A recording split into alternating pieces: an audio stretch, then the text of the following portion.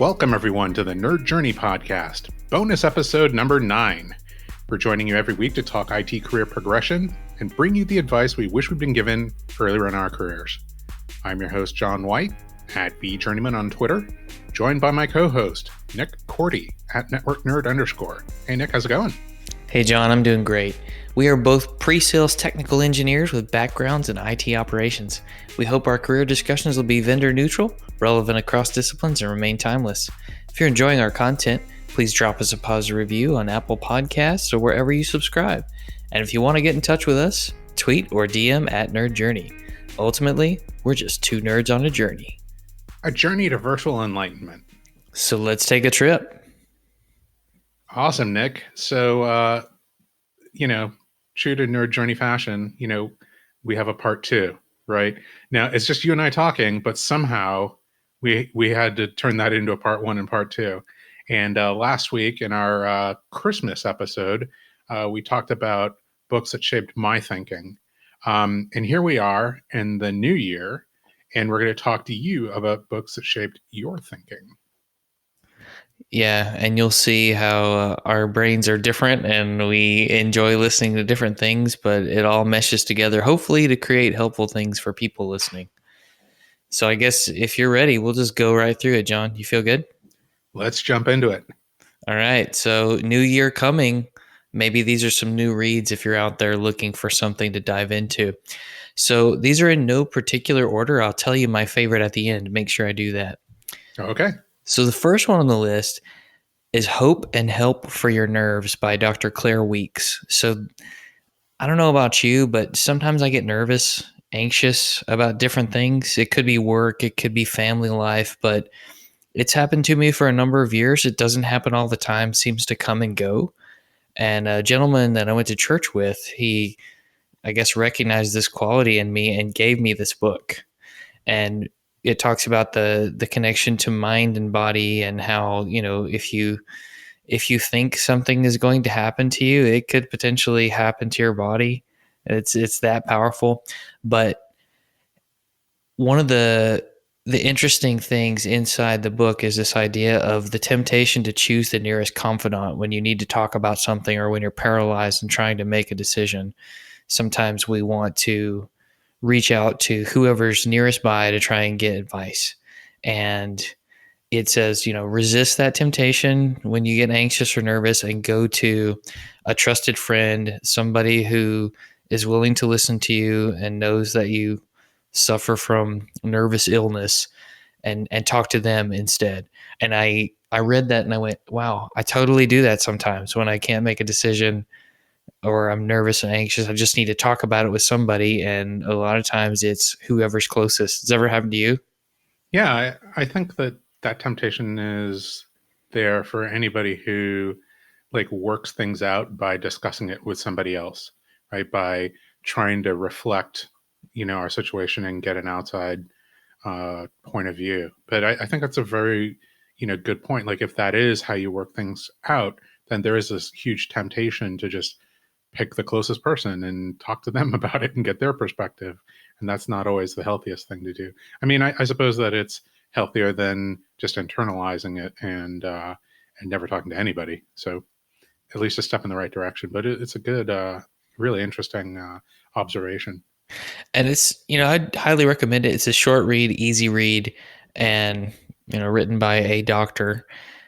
And it really develops the idea that you can control this nervous problem, anxiety problem, and it's within your power. It's not outside of your ability to get past it.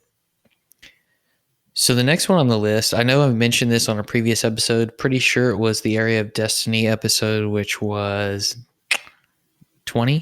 episode 20. That's what I'm going with. Double check me there.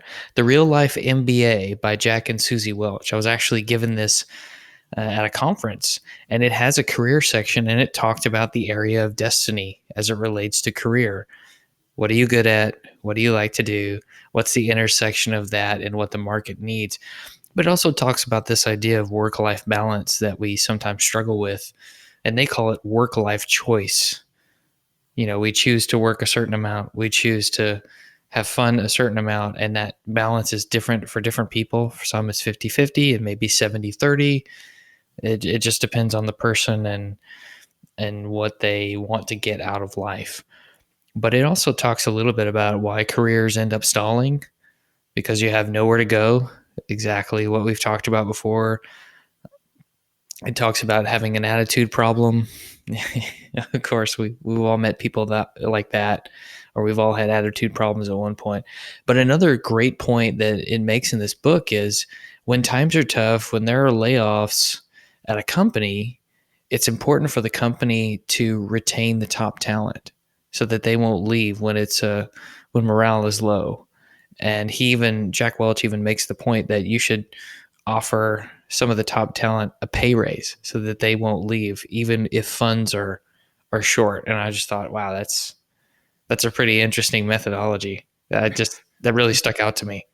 It's so interesting because yeah, that's the general problem. If you're trying to lay people off, this is the observation, is that the people who have, who stand out and are excellent have the ability to leave the soonest, right? So if they feel like, hey, things are getting rough here, those people can just leave. All your top performers can leave because they have the ability to. And you're stuck with all the people who are your lowest tier performers. And then, that's all you have left is your bottom 40%, when what you wanted was the other way around. It's also, I would say, like an interesting insight into how like executive management like views a workforce, because uh yeah, that's I don't know, that's very interesting. It's also interesting coming from Jack Welch, the the modern stack rank person, fire the bottom 20% every single year, Yeah. that guy. Well, he also talks about loving people on the way in or on the way out, just like you loved them on the way in. I really like that concept. So it's a little bit of both sides, a little bit of ruthless aggression and a lot of love at the same time. So yeah, it's not easy to be an executive, I'm sure. Not I'm a sure. position I want to explore. Next on the list is Range: Why Generalists Triumph in a Specialized World by David Epstein. So he starts off by talking about the difference between Tiger Woods and Roger Federer and how Tiger was sort of born and bred to play golf his whole life, taught from a young age, and how Roger Federer played many different sports, was never encouraged to pursue a specific one, but eventually settled on really liking tennis. And while he was what you might call a little bit of a later bloomer, he turned out to be a fantastic success in tennis. I mean, he's won more majors than any other man in history, at least to date, right? But the premise that David Epstein makes is that if you are a generalist and you have a wide range of experience, you can potentially become an even better specialist as a late bloomer than someone who was hyper focused their whole life. They're concentrating on one area and they never get outside this area. And so he classifies the world as having two types of problems: kind problems or kind learning environments where everything is based on certain patterns and there's not a lot of difference in the patterns once you're exposed to all of them. And then these wicked learning environments where you can't necessarily match it to maybe a pattern you've seen within that same domain. Things may be unclear or incomplete, and your experience in that domain may enforce a wrong lesson. And he gives example after example of people who were able to apply expertise from one area to solve a problem in a totally different domain because they had that experience. And we've talked about that so many times, so many stories of people we've interviewed already. Think Jimmy T. That's the one that jumps out to me. And using the Minecraft community experience to go to the next level. And anyway, I just really loved this book and everything about it. It was fantastic. So that's so interesting, the observation about cross domain knowledge and experience, because that's exactly what was in my book last week, Connections, right? It was the idea that, somebody's seen something in another domain or in another area, and then they come across a problem, in something else, and they go, oh, well, I have all these lessons and tools from this other thing that I've done that I see, could be applied here, or they can add some, incremental innovation. So that's fascinating. It's also, I want to say David Epstein, I think he wrote The Sports Gene as well. And that was a really good book that I read. Um, and I'd completely forgotten about it. I'll have to go back and reread that and see how much of an influence it's been on my thinking. I actually hadn't read his first one. This was one of those audible recommendations. Like, okay, that sounds cool. I'll give it a shot, and turned out to be fantastic. And he gives stories about how the CEO of the Girl Scouts came to be CEO, and it was never expected. And the gentleman who came up with the idea for the Nintendo Game Boy, and why they decided to stick with older technology and pushing the limits of it rather than going color when the Game Gear came out. Mm-hmm. And he talks about Vincent van Gogh and how he did so many different things before he actually could paint well. Mm-hmm. Many different areas. It's just he tells it in a bunch of stories, and I think it's intriguing for just about anyone. So not specializing too early sounds Correct. like a really important thing. Yeah, Which is the fascinating. exact opposite of what universities encourage us to do. They want us to pick a major. Well, how do I Right. know? I've not tried all these things. Well, it's also the exact opposite of how most sports work, right? Like, I mean, we talked last week about, hockey in Canada and Sweden and Finland, and soccer in most places. Those players start when they're like 4 or 5, 6 years old, and you know, it's interesting. Also, I wonder how the idea of deliberate practice works in with that. It's just you learn a bunch of different things across different domains. So you have this level of expertise, and then things like maybe make a little bit more sense. Oh, this is analogous to this other thing that I already learned, or analogous to this other thing that I remember hearing about. So maybe a more willingness to try, and quicker to translate skills over. Yeah, getting to the point of deep learning Yeah. across the board. Yeah, that's on the learning pyramid. The highest level. What is it? Synthesis, analysis, and then synthesis, something like that. We'll have to look that one up. Put it in the show notes. But yeah, definitely check that one out. That one was new this year. Next one is Made to Stick by Chip and Dan Heath. And the reason that you'll like this is because they actually mentioned in their intro that this is a complement to the tipping point, which you mentioned last week. Yeah. And they really dug into that idea of the stickiness factor. Why do ideas catch on, become sticky? Why are they memorable? And they give a bunch of different stories about these qualities that they've found after analyzing a bunch of situations. And the characteristics they go through are a simple idea, an unexpected quality, concrete. Do I know what it is? Can I relate to it somehow? Things I've seen, things I've experienced. Is it credible? Is it emotional? What do people care about it?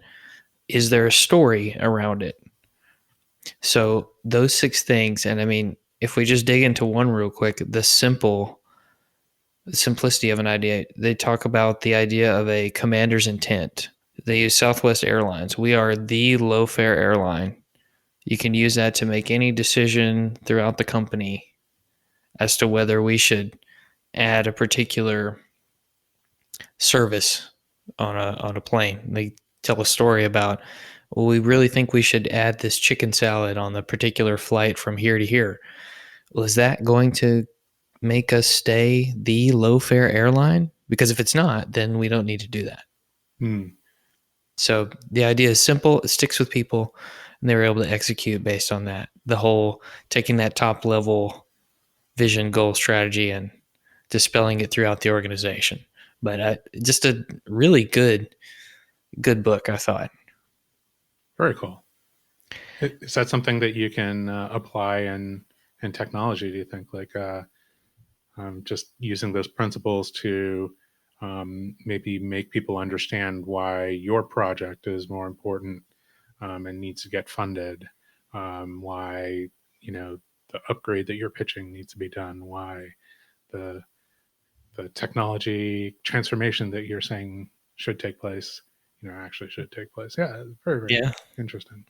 Great ways to incorporate that into selling something, Oh yeah, yeah, and selling a sales too. Yeah. project, Hmm. selling a product, selling a project inside your company for innovation, just like you said. Yeah. Convincing someone else that you need to do something a certain way. Maybe it's a family member, friend. Sure. Yeah. Speaking of convincing, Chip and Dan Heath also wrote another book called Switch: How to Change When Change is Hard. And they talk about the specific elements that are required for someone to make a behavioral change. Hmm. And it comes down to three things. Imagine a giant elephant and someone riding that elephant. Okay.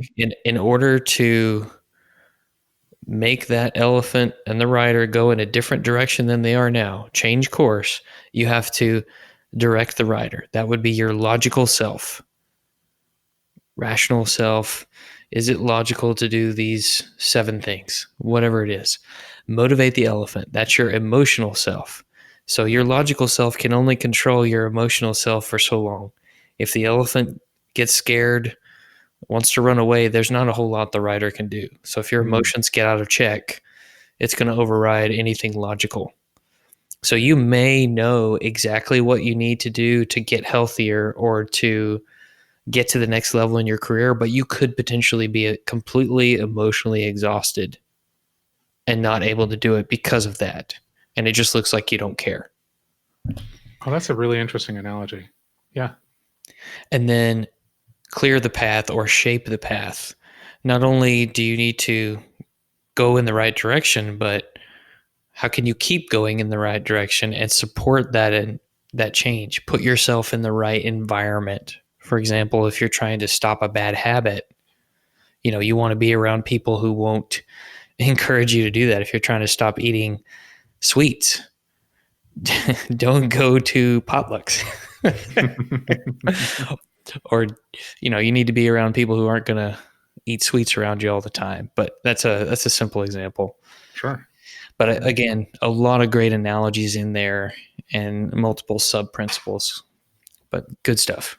Very cool. So we talked about on a previous episode that I had gotten hold of Adrian Cockcroft's reading list from Right. DevOps Days Dallas.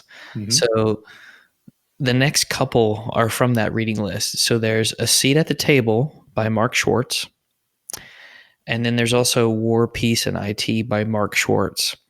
And after reading them both, they run together a little bit because there's a little bit of overlap. But A Seat at the Table is more for the CIO and IT departments to really help drive the business. How can you work better with the business, be seen as valuable, be an innovation factory for the business?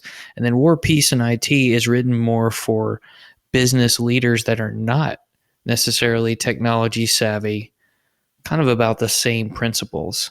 How you should look at your technology department, their assets, things of that nature.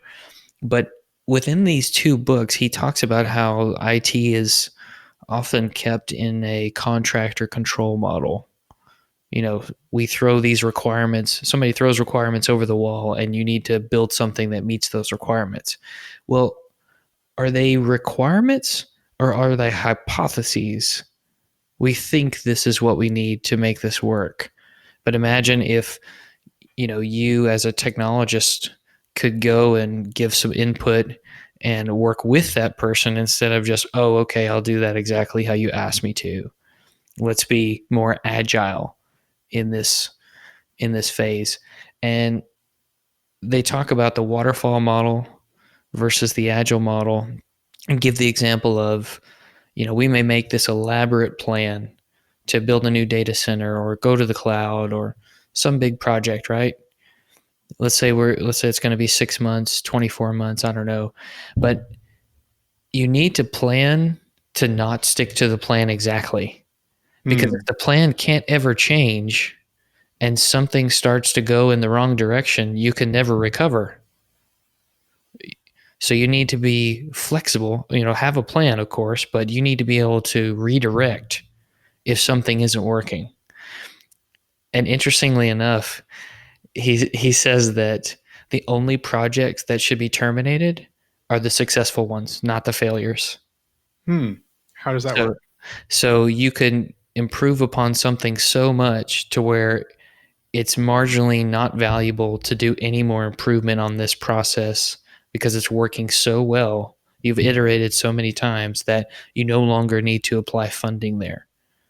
But if something is going very bad, then you need to do something. You should have changed it way before.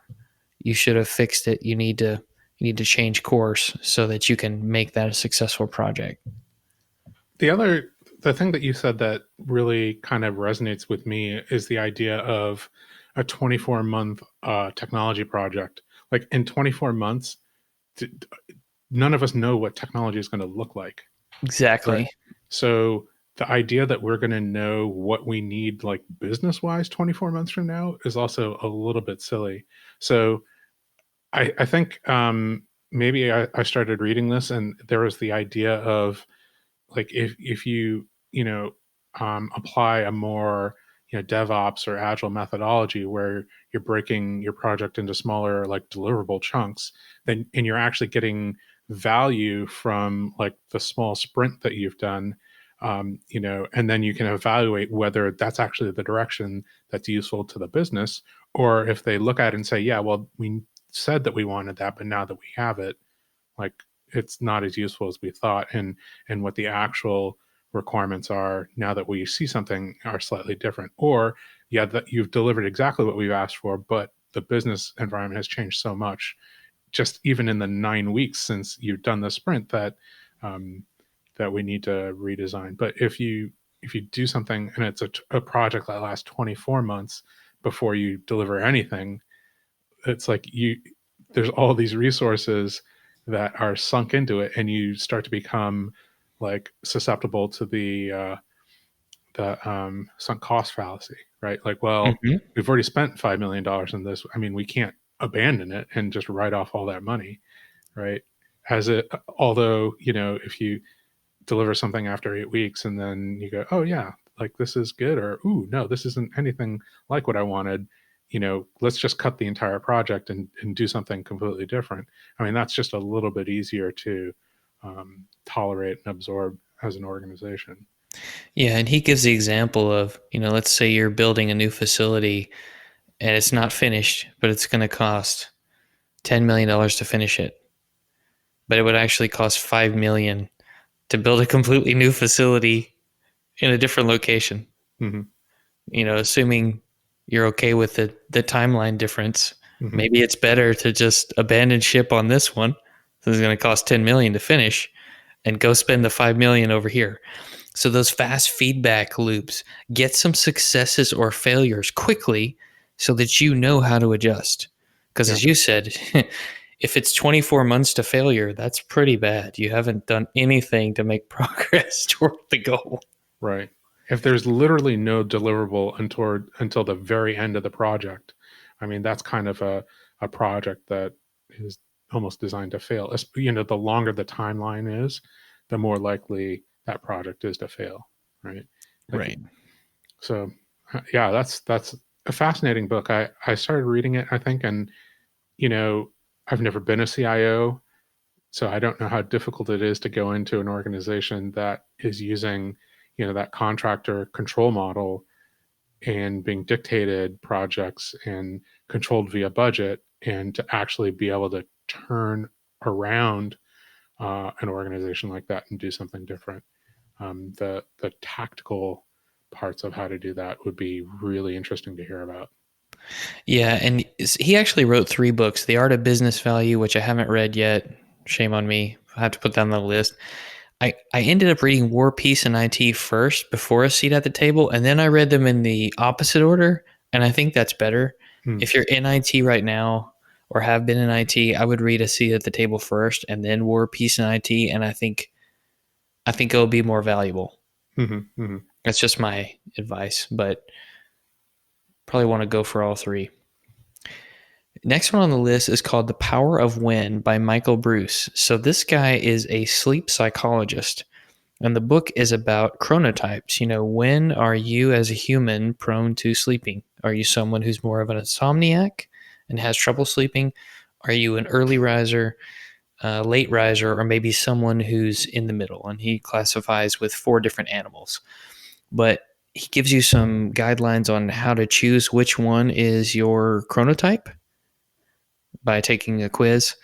And based on your chronotype, he paints the picture of the ideal time to do all kinds of stuff. So if you're an early riser, the ideal time to work out is not first thing in the morning. It is actually in the afternoon because your energy is going to start petering out.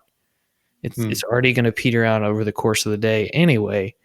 But if you work out in the afternoon, it revitalizes you and allows you to stay up later so that you can go to bed at the same time each day, get up at the same time each day. And of course, that's the premise, right? Mm-hmm. Go to bed about the same time each day, get up about the same time each day. That's really, really hard to do, I think. Mm-hmm. But he even talks about when you should drink coffee, when you should, get outside, when you should do very focused work, when you should go get up and talk to people and socialize. I mean, all kinds of stuff. I just thought it was really, really interesting. And then after reading that one, that's one of the reasons that I started moving my coffee intake back a little bit. Mm. So instead of drinking a cup of caffeinated coffee first thing in the morning, I'll drink decaf and then wait a few hours and then drink something with caffeine. Because after you've had so much caffeine, it eventually doesn't help anymore, but it allows you to carry further into the day. I don't know if you read this article. He wrote an article. It was a follow-up, and he was advocating cold brew coffee. I don't know if that makes sense to you. It does not make sense at all. Cold brew. No, that's not true. I just wanted to poke the bear. That's unscriptural coffee, John. Unscriptural? What? Just kidding. So next ones, if you've never heard of the Enneagram, it is a personality model. Think of it as a diagram with 9 points. You get a particular number on the Enneagram. Based on that number, it describes your personality type. There are other personality types, but this particular one I found very intriguing, and there are quizzes that you can take to figure out what you are. But there are 2 books specifically that I read about the Enneagram. The first one is called The Road Back to You, and it really talks about, like, for each number, what is that number like when they're healthy, in times of stress, if they're somewhere in the middle of happy and stressed, and what is their deadly sin? Because every number has a deadly sin that's their downfall or their biggest fault that they need to work on. Like, one of the numbers is an 8, and their biggest fear is being vulnerable. It's really hard for them to be vulnerable because they think that people view that as weakness. And it's just fascinating to hear about the personality types. And when you read this, you can kind of see some of the people fitting into these numbers pretty easily. While it isn't a perfect system for everything, right? It is an interesting model that can give you some good ideas. Now, the path between us takes the road back to you to the next level, and it really talks about, okay, here are some stories about people who fit into this number, and here are some tips. If you are a 1 through 9, here's how you can interact with the other numbers in the best way. I thought that was pretty helpful, pretty interesting. Because this particular number has a problem with XYZ, if you communicate with them in this way, you'll have a healthier, better relationship. I liked it. Just fascinating stuff. That's really cool. There's this idea. I don't remember exactly where it came from. I think maybe I read about it in like a neurolinguistic programming book, and it was called. The phrase was "the map is not the territory," and the idea is that any model of a thing is an imperfect description of the real life world, right? So all of these like personality type things, and I think we talked about a couple, are imperfect descriptions, but might give some insight. The way that a map might give insight about the world without being like an actual real representation of the world. So that's fascinating. Yeah. And I think Kelly Schrader mentioned some things about StrengthsFinder helped him Right. when he was needing some advice in those areas. Next one on the list is Chasing Excellence by Ben Bergeron. Now, full disclosure, this is a story about the CrossFit Games. It didn't make me want to do CrossFit. It did make me want to work out, though, Hmm. I have to say, but it didn't convert me to the CrossFit way of life necessarily. I liked the fact that it was told through a story, but Ben Bergeron basically says that, when you go to the CrossFit Games, you have to be better than a world class athlete in order to separate yourself from the competition because everybody is already world class. And the real separator are character traits. And so when he coaches his athletes, he teaches them the character traits they need to be better than world class. And he goes through and tells the story of the CrossFit Games and talks about the character traits that are present in his athletes. And he talks about something very similar to the thinking in bets idea. If you make a goal that's defined by a result, it's going to lead to disappointment, right? But he talks about making goals that are more related to effort that can be attained. Getting to the point where I can do, I don't know, 100 sit ups instead of winning the sit up competition. And one of my favorite things in there is he talks about something called the process. We had an episode, Process Over Outcomes, episode 19, one of my favorite ones. But he quotes Nick Saban, and it basically says that if you think too far ahead, you're not going to be able to focus on right now, on the thing that you can actually control. What can you control? What can you influence this second, this moment? Focus on that, and you'll be doing what you need to do, the task at hand. And I think that's super important. It's not that you shouldn't look to the future or plan for it, but sometimes you really have to focus on the right now in order to take that pressure off and succeed at what you're doing, wouldn't you say? Yeah, that reminds me of the two modes of thinking, right? The experiential versus storytelling. If you're in the moment, if you're in the middle of something important and what you're doing is storytelling about the future, saying, well, if I screw this up, then this will happen. If I'm really good at this and execute correctly, then this other thing will happen. You can be so caught up in that storytelling that you are not experiencing the thing right then and there, and therefore not able to do your best right then and there. Yeah, that's a great point. He also talks about how a lot of people visualize success, visualize giving the perfect presentation, visualize making that long putt, hitting the fairway, ace, getting an ace in a tennis match. But he talks about don't just visualize success, you need to visualize failure to prepare yourself for any scenario. Obviously, that's super complicated, but if you only prepare for eventual success, you won't really know how to react to the failures. So I thought that was a good point. That's the idea that if you only plan for everything going perfectly and things don't go perfectly, then you haven't really prepared yourself for ultimate success, because you need to have a plan for, if like, oh, you're doing this, like, run and your shoe comes off, okay, how do I recover from that? Or you're doing pull-ups and your hand slips, okay, how do I recover from that idea? Yeah. Or you're trying to do a live demo and you can't get your Wi Fi to work.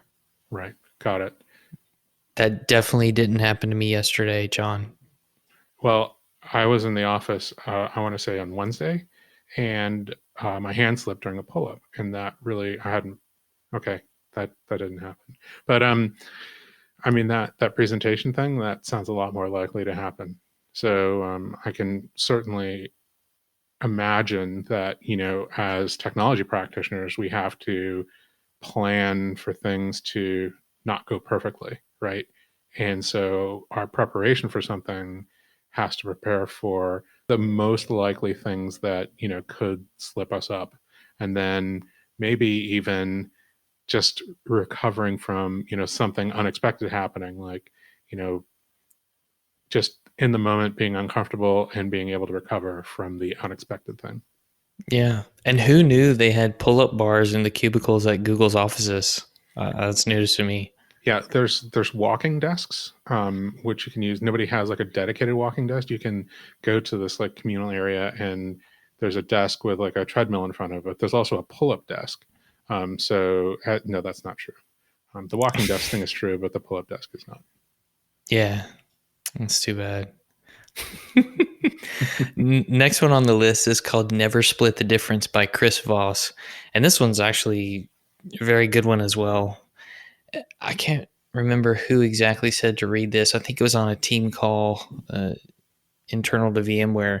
But this is actually written by a guy who was an FBI negotiator. Hmm. And he starts off the story talking about how he went to some classes on negotiation at a university. And using his own tactics, he was able to beat and out negotiate everybody. And he talks about how he was able to, he worked on a suicide hotline for a while and before he became a negotiator, but they built this entirely new curriculum just for the FBI for hostage situations, and it worked out really well. So he gives a lot of nuggets in the book, but some of the ones that really helped me the most were this idea of labeling situations. You know, it seems like that upset you, John. You know what I mean?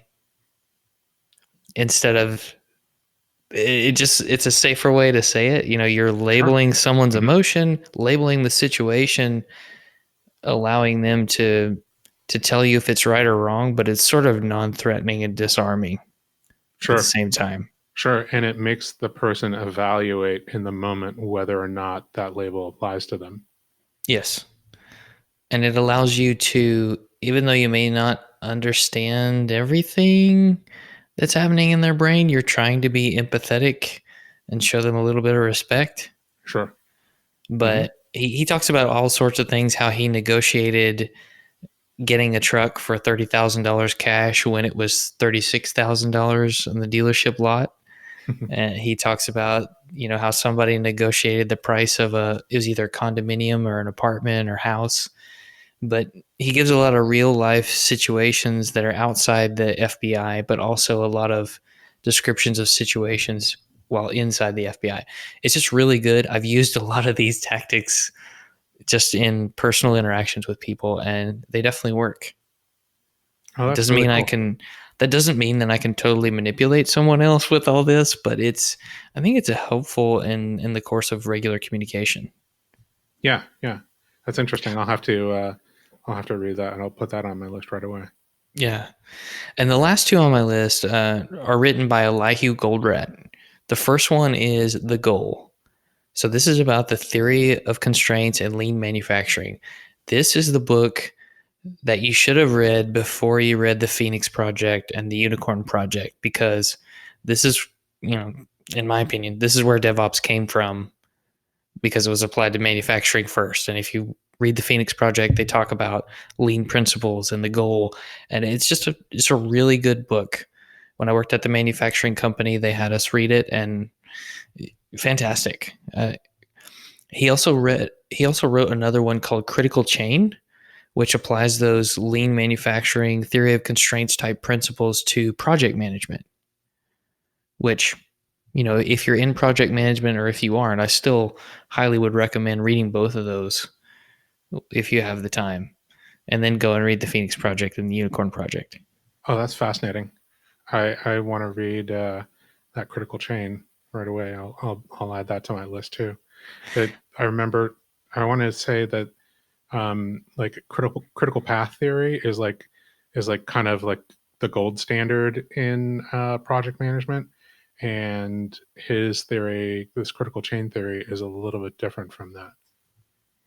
Yeah, if memory serves, well, actually, both of these books are written as narratives, much like the Phoenix Project and Unicorn Project. I didn't mention that, but they're Mhm. told as stories, teaching you these concepts. And if I remember right, the critical chain one starts with, okay, we're going to form a think tank, and we're going to, we need to launch this product in 6 months instead of 18 months. How do we do it? We'll give you what you need. We just need you to figure it out. Hmm. And then it goes on from there. Very, very cool. Yeah. Oh, that's really exciting. I mean, I had, a bunch of different books that you mentioned there that I want to add to my holiday reading list and in my 2020 list. But I'm trying to do 2 books a month in 2020, so Nice. maybe I can get through this a little bit faster than I thought. Sure. That makes sense. So I'm going to go ahead and give you my favorite before we wrap, John. Oh, good. I was just about to ask you.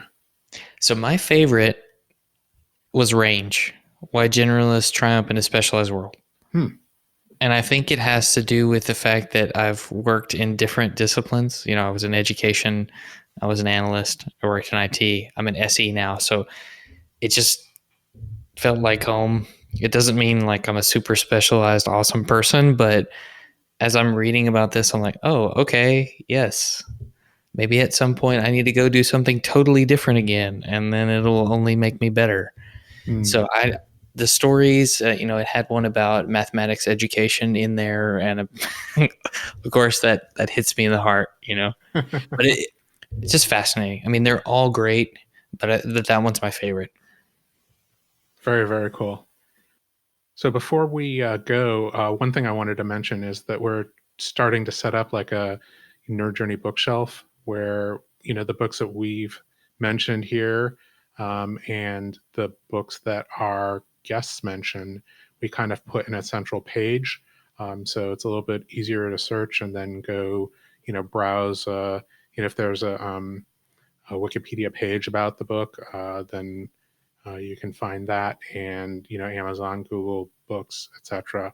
The difficult thing about that is, well, the easiest way to do it is with the plugins that WordPress has in their marketplace, which in general are pretty free. But maybe the downside of that is that they all add an affiliate link of the person who wrote the plugin if you don't have your own. So I think we're going to go and set up an affiliate link uh, just so that we're not funding somebody else. If we, if people find it useful, then maybe we'll support the plugin author on our own.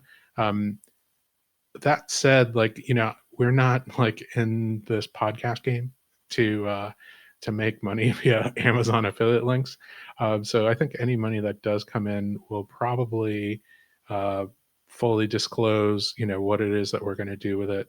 Like just probably in general paying for the hosting of the website, and then if we can amass a war chest, then maybe we'll have the freedom to go to user groups and maybe do some sessions in places where our employers won't fund our travel and staying in hotels and things like that. So with that in mind, if you see a new page on the Nerd Journey website, or if you see links, affiliate links in the descriptions, that's why. We don't want that to be a secret. Again, it's not because we're trying to make money. It's just kind of like so somebody has to have this affiliate link. There's no way to do it without affiliate links except through like a whole lot of manual effort. So that's why. But that being said, I think we're ready to wrap up. Or Nick, was there anything else before we get out of here? Well, speaking of affiliations, John, there's no better program to be affiliated with than the John White School of Mentoring. If you need more book recommendations or you want to put more money in the kitty to fund different things, just like this affiliate link will, Reach out to at Nerd Journey for pricing and packaging information, and perhaps we can bring the John White School of Mentoring to you. Yeah, I do want to note that one of the things we're starting is an affiliate program for the mentoring school. So if you want to find out about that, reach out to Nick Korte, and he will set you up with an affiliate link. Just refer all your friends. All right. Just a reminder, we want people to subscribe and give us a positive review on Apple Podcasts or wherever you're listening. We want to know if we're being helpful and are always looking for interesting questions to ponder. We're collectively on Twitter at Nerd Journey. Okay, farewell, listeners. Tune in next time as the journey continues. I'm John White at bjourneyman for Nick Korte at networknerd_, signing off. Adios and happy reading.